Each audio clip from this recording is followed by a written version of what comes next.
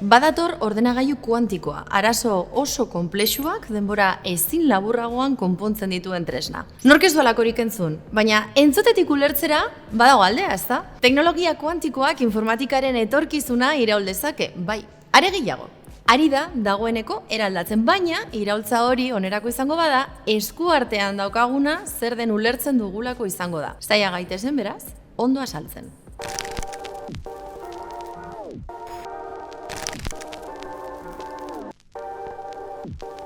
Hasteko jo dezagun ohiko ordenagailuetara. Etxean duzuna bezalako ordenagailuek bit bidezko funtzionamendua dute. Informazio unitate txikienak dira bitak eta interruptore bat piztuta edo itzalita dagoen moduan horiek ere bi aukerak dituzte.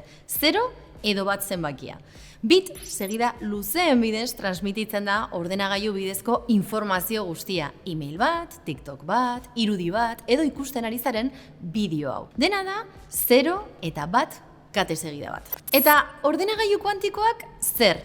Bitak beharrean, bit kuantikoak erabiltzen dituzte, kubitak. Eta hortxe dago gakoa. Kubita 0 edo bat egoeran egon daiteke, baina izan ditzake bi egoerak gain jarrita ere. Dagoeneko, ez da bi aukera bakarrik dituen interruptore baten gisakoa. Gain jartze kuantikoa deritzo horri. Ez Schrödingerren katua hilda eta bizirik zegoen. Gisa berean, kubita 0 eta bat egoeran dago. Gainera, bi kubit elkarrekin lotuta egon daitezke, eta horrek esan nahi du kubit baten egoera aldatzean beste batena ere alda daitekela. Haien arteko distantzia edo zein dela ere. Propietate horri gurutzatze kuantikoa esaten zaio. Ezaugarri horiei esker, ordenagailu kuantikoek informazioa modu askoz askarragoan eta eraginkorragoan prozesa dezakete. Adibide batekin errezago ulertzen da. Irudikatu laberinto baten zaudela eta irtera aurkitu behar duzula. Ohiko ordenagailu batek bide guztiak probatuko lituzke banan-banan irteerara iritsi arte. Ordenagailu kuantikoak aldiz, bide guztiak aldi berean proba ditzake, emaitza asko askartuz.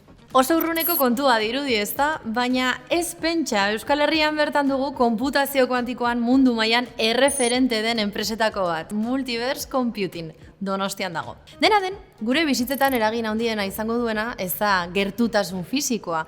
Ordenagailu kuantikoak nola eta zertarako erabiliko diren, hori da gakoa. Adimen artifizialaren garapenean izan dezake eragina edo enkriptazio bide seguruagoak eraikitzeko tresna ere izan daiteke. Baina gaur egun ia edo zertarako baliatzen dira ordenagailuak. Botikak diseinatzeko, mugikortasun plangintza aurreratuak egiteko, big data bidez lortutako informazioa antolatu eta interpretatzeko, lan konplexu horietan guztietan bide berriak zabalitzake ordenagailu kuantikoak. Baina kontuz, horrek ez du esan nahi derrigor mundu hobe bateran zeramango gaituenik.